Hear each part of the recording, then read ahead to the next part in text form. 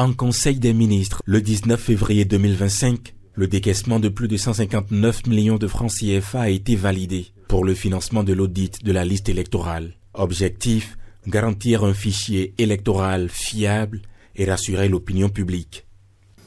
Je n'ai pas voulu que l'audit que j'ai accepté soit vu comme quelque chose qui concerne que les autres, mais que l'opposition.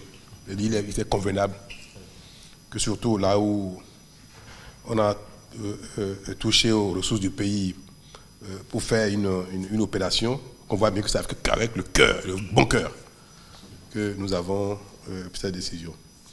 Donc, chers amis, chers membres de la commission, c'est vraiment avec plaisir et intérêt, enthousiasme que je vous reçois ce matin. À ma demande, je souhaitais vous rencontrer pour vous dire que j'adhère vraiment à l'audit, que j'adhère à son objectif et que personne ne m'a forcé la main. Absolument. Vous me connaissez, si je ne trouvais pas d'intérêt à cela, je n'aurais pas adhéré à ça. Et ça ne se fera pas. Non. Merci donc j'adhère sincèrement. Et ce n'est pas non plus pour des raisons politiques ni électoralistes que on va utiliser les ressources du pays pour des fantaisies. Donc c'est sérieux. C'est sérieux pour deux raisons. Est-ce que notre outil qui permet de consulter nos concitoyens à l'occasion des échéances politiques, est-ce que l'outil est fiable?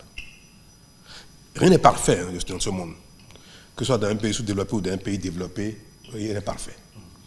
Mais est-ce que l'outil a été mis en place de bonne foi? Est-ce qu'il n'y a pas de biais qui ont été introduits de mauvaise foi?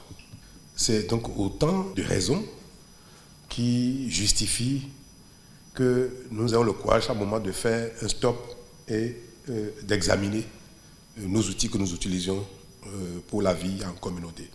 En général, toute fin de mission génère un regain de vertu, un regain d'engagement au service du bien de manière absolue. Quand on est en début de vie ou de mandat, de mission qu'on sort, on fait les choses avec tellement de fougue que parfois on ne prend pas le temps de dire est-ce que vraiment ce que je fais c'est ce qui est attendu de tous. Et quand on est à la fin, on a cette préoccupation-là.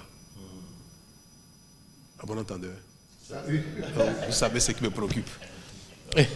Quand on est à la fin, on veut que les choses soient parfaites. Absolument.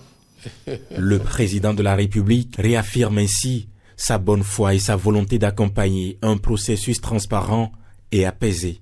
Je comprends très bien, je m'en réjouis. Et je voudrais vous dire combien cette démarche est à saluer en tant que société civile. Et vous savez que tout ce qui relève de notre intérêt commun, moi je suis toujours enthousiaste pour les mettre en œuvre.